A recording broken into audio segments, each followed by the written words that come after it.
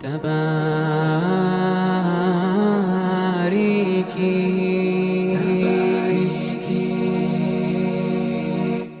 of the problems that we have today is that we're not communicating with our own selves. We are so out of touch with ourselves that we don't really even know who the person is that is within this body, this physical form that we have. And so when you don't really know who you are, what you are, what's important to you, what makes you who you are, how could you respect yourself? How could you handle yourself with care? How could you look after what's really your best interest? So we need to be in touch with ourselves. We need to be merciful to ourselves. Let both of the men and the women look to see what is it that they're really searching for in life. What are some of the best qualities that I could say about myself? That I'm loving, that I'm compassionate, that I care for others, that I have integrity, that I have a great personality, I'm humorous, I could also be serious, that I'm disciplined. What am I looking for then? When you have an idea of who you are and what you are, then you can look at the other person and say, you know what, these are the things that are most important for me in that person, that woman, or that man. This is the person that I would want to marry. And have a list. To be able to say that, for example, I want a person who loves God. I want a person who respects themselves. I want a person who's caring, who's compassionate, a person who loves others, a person who loves to spend time with other people, someone who also takes their mind seriously. It's not just about the body. Someone who wants to have a family, who loves children, someone who enjoys the outdoors, to have these things. And so now, when that opportunity does come to meet, you have something that you're going by. That if these most major and important points that you have, if they're up in your mind, or even better that you have them in written form, that you can now look to enter into this relationship in a controlled fashion. What's happened to us in the marriage discourse is that we actually market ourselves. The boy and the girl, and even the families, they market themselves. So they turn the house into something it's not when they are coming over, when the in-laws are coming over.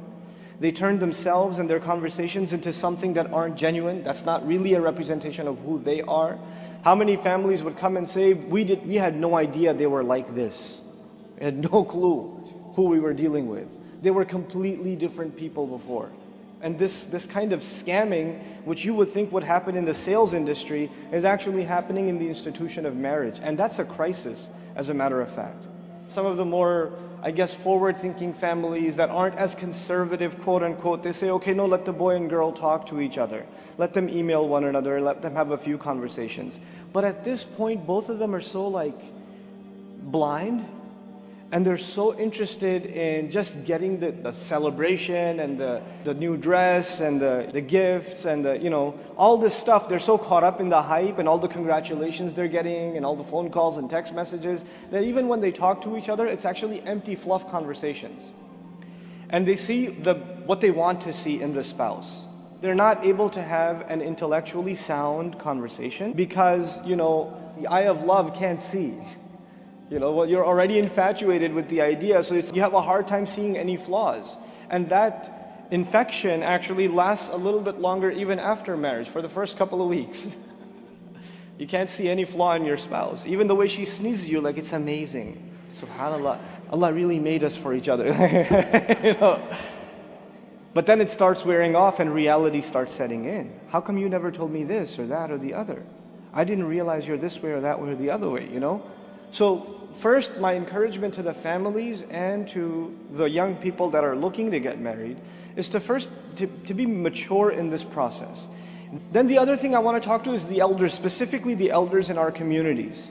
You people are so worried sometimes about your messed up kids that you say, maybe if we marry him to a good girl, or we marry her to a good boy, things will work out fine. So all the really messed up things you know about your child, you don't tell anyone.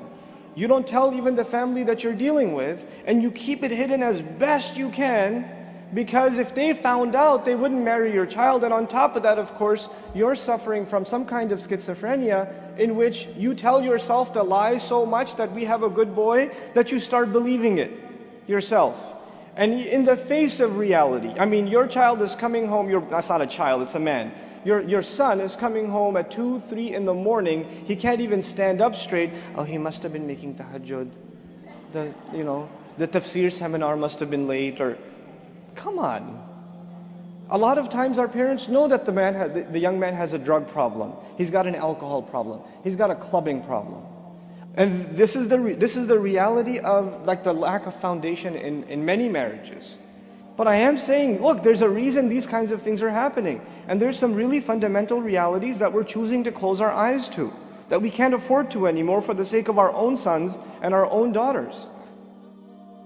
The Prophet ﷺ simplified it, where he said in an authentic hadith, he says, when there comes to you that person, that suitor, the male, you find in him, in his religion, in his understanding, in his practicing of his religion, of Islam, and in his manners and character, that which pleases you, then marry them to your daughters, marry them to your sisters, marry them to those that are under your guardianship whom they've come to ask for. If you don't do it, there's going to be some serious problems and corruption.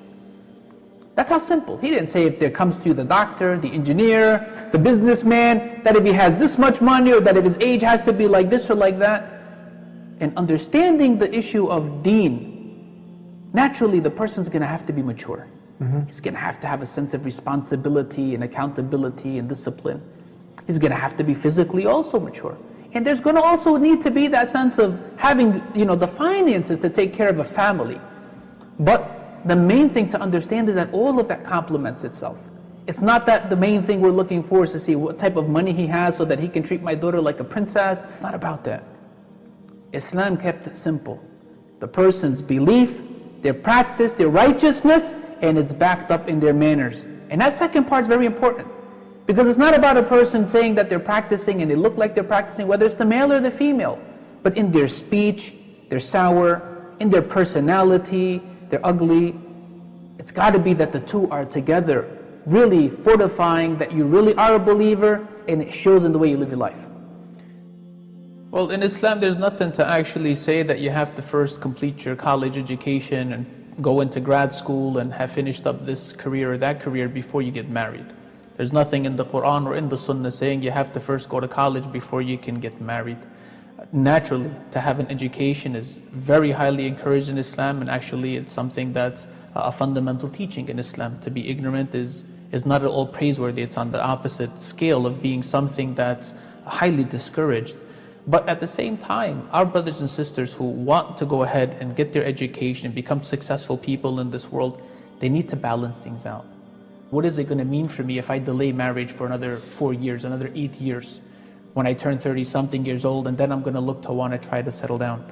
There has to be a correct understanding. There has to be a placing of everything in its proper place. Islamically, we're supposed to love our parents and we're supposed to respect them, but at the same time, the parents are supposed to really recognize that they should be more interested in what's best for their kids, and the way that they may perceive the better person to be for their wife or their son, or a husband for their daughter, it may not really be what their son or daughter is looking for. So there really has to be a true sense of communication, a humbling between the two, so that this way they can look to make the best thing happen for their son or daughter. And this goes back to some of the standards that people hold in place for themselves. Where a girl, for example, who's very sensitive of her age says, I cannot marry somebody who's younger than me. And in doing so, she perhaps maybe excludes the person that would be the best husband for her. Or likewise, a husband who, the man who's looking to marry, but he doesn't want to marry somebody who's outside of his race, outside of his culture. So every time we look to limit our selection by self-imposed restrictions, whether it's age, whether it's culture and race, whether it's socioeconomic status of the person and educational level and so on and so forth, if we're not going to be looking at the core criteria and qualifications and we base it on these issues, then we're really harming ourselves and we're not in any way adding anything positive to this process of finding that right person. When somebody has in their head a fairy tale that they want to make into a reality, Yeah, waiting for that knight in shining armor to come sweep her off her feet, or waiting for that Hur al-Ain to descend from heaven that's going to be your Mrs. Perfect, and so on and so forth. This is something that has actually done a lot of harm to the relationships of Muslims. When they take Hollywood and Bollywood and try to make that into everyday living, they're actually committing a great injustice against themselves. Because when it comes to the physical things, yes, there should be physical attraction. She should be, attractive to you. He should be attractive to you.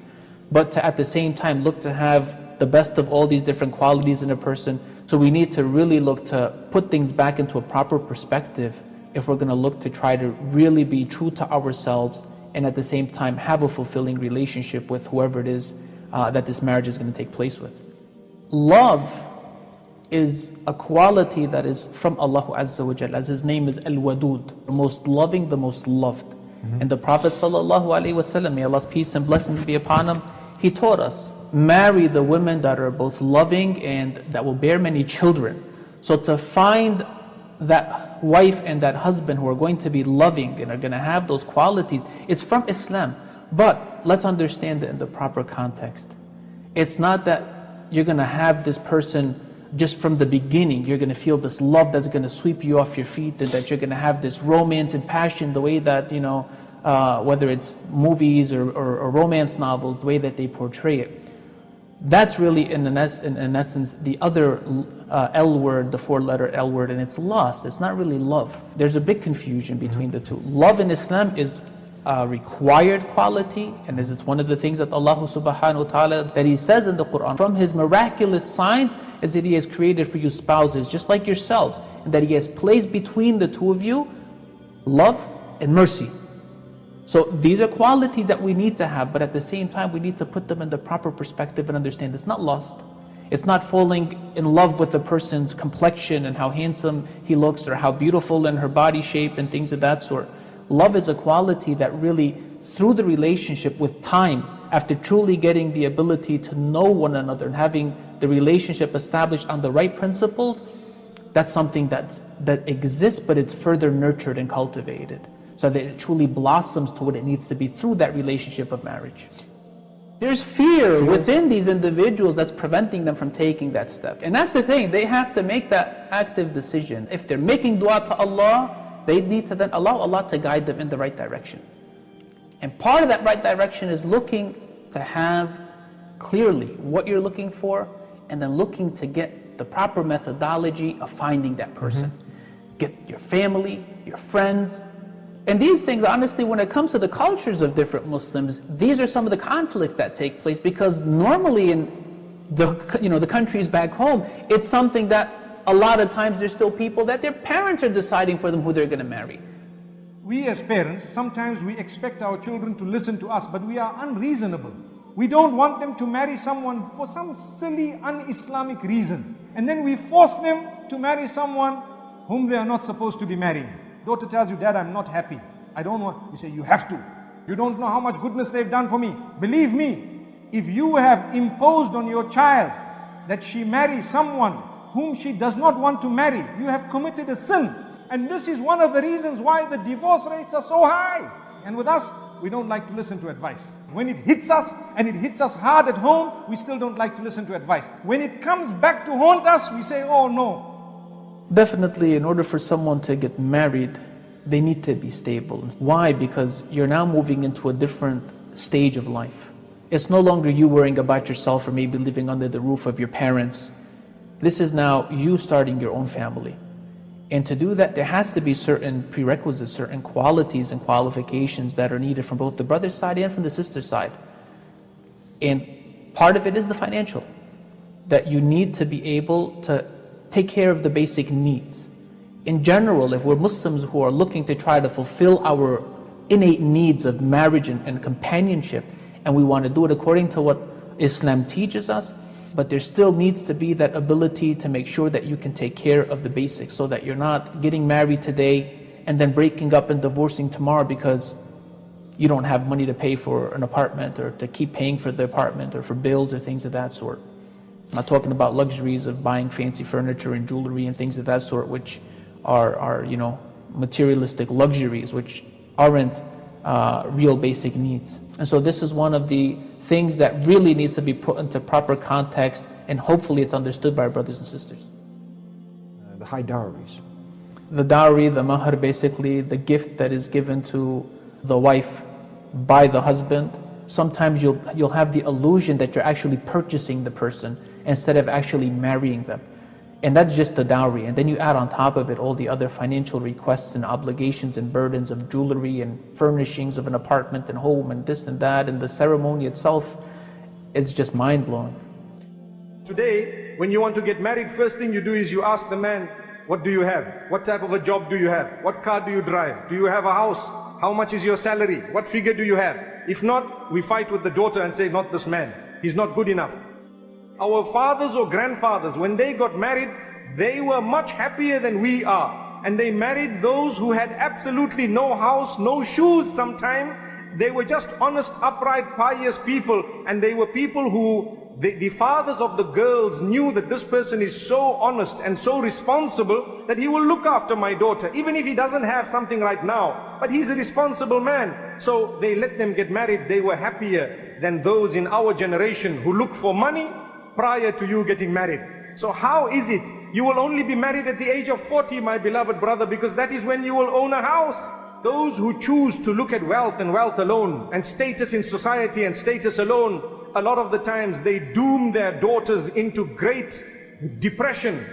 Yet they just want to save their names. That's why they got them married there. May Allah protect us. It's not always the case, but it is happening more often today than ever before. May Allah grant us the ability to seek guidelines from the messenger we claim to love so much.